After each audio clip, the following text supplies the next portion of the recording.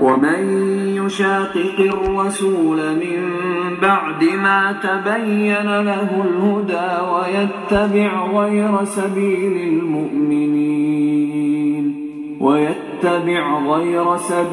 المؤمنين نوله ما تولى ونصله جهنم وساءت مصيرا نحمده ونصلي على رسوله الكريم بسم الله الرحمن الرحيم السلام عليكم ورحمة الله وبركاته ربي اشرح لي صدري ويسر لي أمري واحلل عقدة من لساني يفقهوا قولي ربي زدني علما।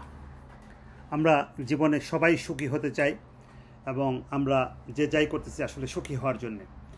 আজকে যদি আমরা এভাবে চিন্তা করি যে আমাদের সবারই সন্তান আছে, তো আমরা যেটা করতেছি যে ছেলে মেয়েদের লেখাপড়া প্ল্যান করা এবং পড়াশোনার পরে তারা কী করবে সেই প্ল্যান করা এবং পড়াশোনা শেষ করার পরে কোথায় কী করবে প্ল্যান করা, সব কিছু একটা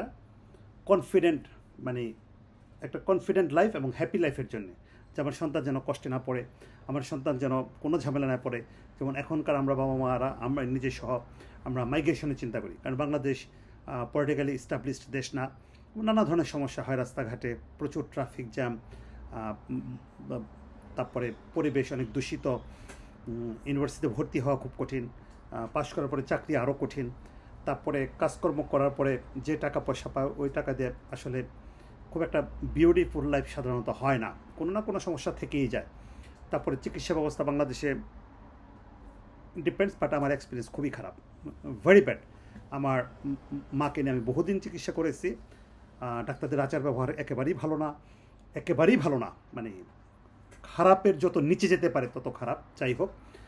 তারপরে আমার নিজের চিকিৎসার জন্য ডাক্তারের শরণাপন্ন হয়েছিলাম, তো সব কিছু মিলে ভালো না। কোনো সরকারি অফিসে যাবেন আচার ব্যবহার খুবই খারাপ, রাস্তাঘাটে হাঁটবো খুবই খারাপ। তো এখন যেটা হচ্ছে সেটা হচ্ছে আমাদের জীবনের মূল লক্ষ্য হলো আমরা একটা হ্যাপি জীবন চাই, একটা সুখী জীবন চাই, একটা বিউটিফুল জীবন চাই, যেখানে আমাদের স্বাস্থ্য ভালো থাকবে, যেখানে আমাদের কাজকর্ম করবো, আমরা হালাল উপায়ে রোজগার করবো, ঠিকমতো ইবাদত করতে পারবো, আমাদের সুস্বাস্থ্য থাকবে, আমাদের পরিবার ভালো থাকবে, আমি রাস্তায় যখন বের হব আমি যেন ঠিকঠাক মতো হাঁটতে পারি। তো সব কিছুর মূলে হচ্ছে সুস্বাস্থ্য এবং সুখী জীবন। তো এই সুখী জীবনটা আসলে আমরা যেভাবে প্ল্যান করতেছি এভাবে অনেকেরই হচ্ছে না বা হয় না। দেখা যাচ্ছে যে জীবনের একটা সময় পর্যন্ত মানুষ চেষ্টা করতেছে, টাকা পয়সা হয়ে যাচ্ছে, স্বাস্থ্য থেকে যাচ্ছে, বাড়িঘরও হয়ে যাচ্ছে, বা অনেকের অনেক টাকা পয়সার নেশা, তারা টাকা পয়সা দিয়ে অনেক কিছু করে ফেলতেছেন, কিন্তু শেষ পর্যন্ত দেখা যায় মনের মধ্যে শান্তি নাই, নানা কারণে। এটা ফ্যামিলিগত কারণ হতে পারে, বাচ্চাদের কারণ হতে পারে, নিজের জবের কারণ হতে পারে, টাকা পয়সার সমস্যা হতে পারে, স্বাস্থ্যগত সমস্যা হতে পারে, বা পরিবারের অন্যান্য সদস্য যারা আছেন তাদের চাপ থাকতে পারে, নানা সমস্যা। তো এসব কারণে মানুষ আর হ্যাপি হয়ে ওঠে না। এখন আমরা তাহলে হ্যাপি হওয়ার চেষ্টা করি, যেমন আমরা সাধারণত কী হয়, আমরা পড়াশোনা করি, ব্যাচেলার করি বা মাস্টার্স করি, এ পর্যন্ত করার পরে তাতে প্রায় অস্ট্রেলিয়াতে থাকলে 21 বছর হয়ে যায়, আর বাংলাদেশ হলে 25-26 বছর অনেকেরই হয়ে যায়। তারপরে চাকরি বাকরি করতে করতে আরও 10 বছর, তারপরে স্ট্রাগল সহ আরও আসছে, দেখা যায় 45-50 অ্যারাউন্ড 50 ইয়ার্সে যায় মোটামুটি একটা স্টাবলিশড অবস্থা আসে।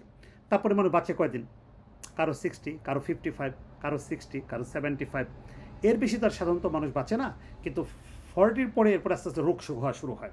তাহলে আসলে মানুষের 2, 3, 5, 7 বছরের জন্যে এই যে 35-40 বছর একটা রেস্টলেস একটা রেস্ট দেওয়া হয়, এবং এখানে রিস্কও থাকে, টাকা পয়সার ঝুঁকি থাকে, তারপরে বাবা মা অনেক কষ্ট করে সন্তানদেরকে পড়াশোনা করান, তারপরে হ্যাপি লাইফ হয় না। তো এখন আমার প্রশ্ন, তাহলে কি হ্যাপি লাইফ কি হবে না? না, হ্যাপি লাইফ এভাবে হবে না। আমি আমার জীবনে অনেকগুলো দেশ ঘুরছি আলহামদুলিল্লাহ, অনেক মানুষের সাথে মিশছি আলহামদুলিল্লাহ।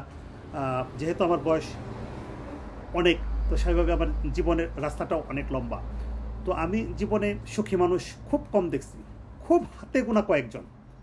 আমি হাজার হাজার লোকের সাথে মিশছি, শত বলবো না, হাজার হাজার লোকের সাথে মিশছি আমার এই জীবনে। আমি পৃথিবীর প্রায় কম বেশি 30টার মতো দেশ ঘুরছি আলহামদুলিল্লাহ, একটু কম হতে পারে। তো এই 30টা দেশে আমি অনেক কালচারের সাথে মিশছি, তাদের সাথে থাকছি, খাইছি, ঘুমাইছি, কিন্তু মানুষের হ্যাপিনেসটা আর আসে না।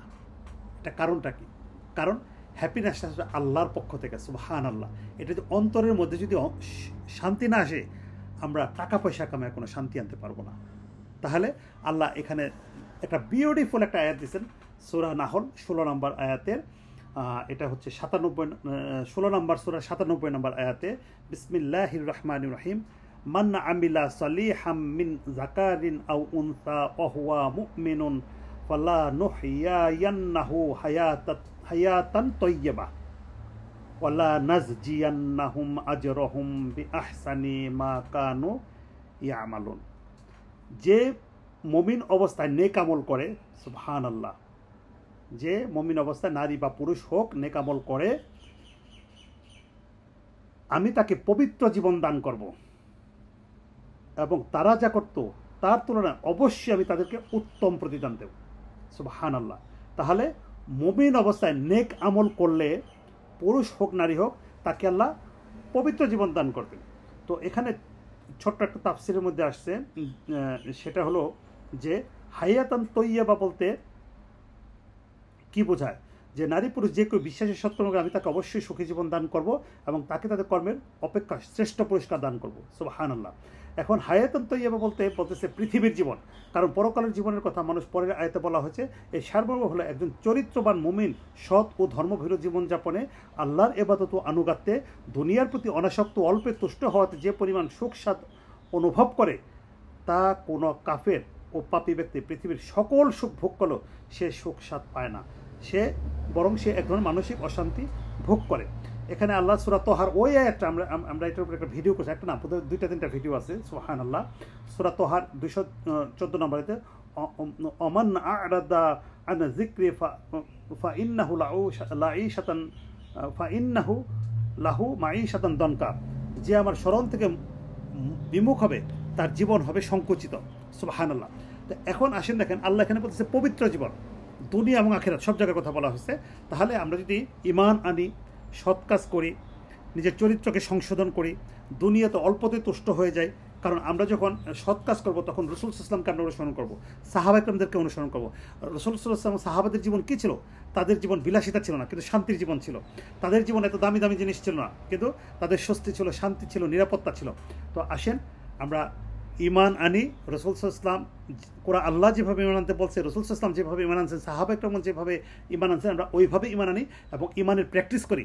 এবং আমরা প্রত্যেকটা ডেইলি লাইফে, প্রত্যেকটা মুহূর্তে মুহূর্তে আমরা চেক করি যে আমরা কোনো পাপের কাজে জড়াবো না, আর যদি জড়ায় যায় সাথে সাথে ইস্তেগফার করে ফেলবো। তো এখন এই কথা, মোট কথা হচ্ছে, সুখী জীবন হওয়ার জন্যে মুমিন হওয়া লাগবে 1, সৎ কাজ করা লাগবে 2, এই 2টা কাজ করলে আল্লাহ বলছে পবিত্র জীবন দান কর। সবচেয়ে বড় ব্যাপার হলো আমরা অনেক টাকা কামায় জীবনকে সুখী করতে পারবো না, এগুলো ভুরি ভুরি প্রমাণ আছে, আমাদের চারপাশেই প্রমাণ আছে। এবং আমরা সবাই এরকম লোক চিনি যাদের অনেক টাকা পয়সা, কিন্তু জীবনে সুখ শান্তি বলতে কিছু নাই, খাবার খেতেও পারেন না ঠিক মতো, জীবনে নিরাপত্তা নেই। তো আসেন আমরা কোরআন পড়ি, হাদিস পড়ি এবং প্র্যাকটিস করি। এবং আমি নেক্সট একটা ভিডিও করব মুমিন কিভাবে হওয়া যায় বা ইমানদার কেমনে হওয়া যায়। আমাদের বাংলাদেশের মানুষ অনেকে আমরা ইমান কথাটা এইভাবে বুঝি না, ভুল করে ফেলি, নানাভাবে ভুল করে ফেলি, কারণ আমরা সোর্সটা কোরআন এবং হাদিস থেকে নেই না। আমরা সোর্সটা কোরআন মানুষের কাছ থেকে নেই, বিভিন্ন হুজুরদের কাছ থেকে নেই। অনেক হুজুর আছেন নিজের মতো করে কোরআন হাদিসের কথা বলেন। তো যাই হোক, আসেন আমরা কোরআন এবং সুন্নাহ থেকে আমাদের জীবন চালাই এবং জীবন সুন্দর হবে, এবং ইহকাল এবং পরকালে আমরা অবশ্যই লাভবান হব ইনশাআল্লাহ। সুবহানাকা বিহামদিকা আশহাদু আল্লা ইলাহা ইল্লা আনতা আস্তাগফিরুকা ওয়া আতুবু ইলাইক। আসসালামু আলাইকুম ওয়া রাহমাতুল্লাহি ওয়া বারাকাতুহু।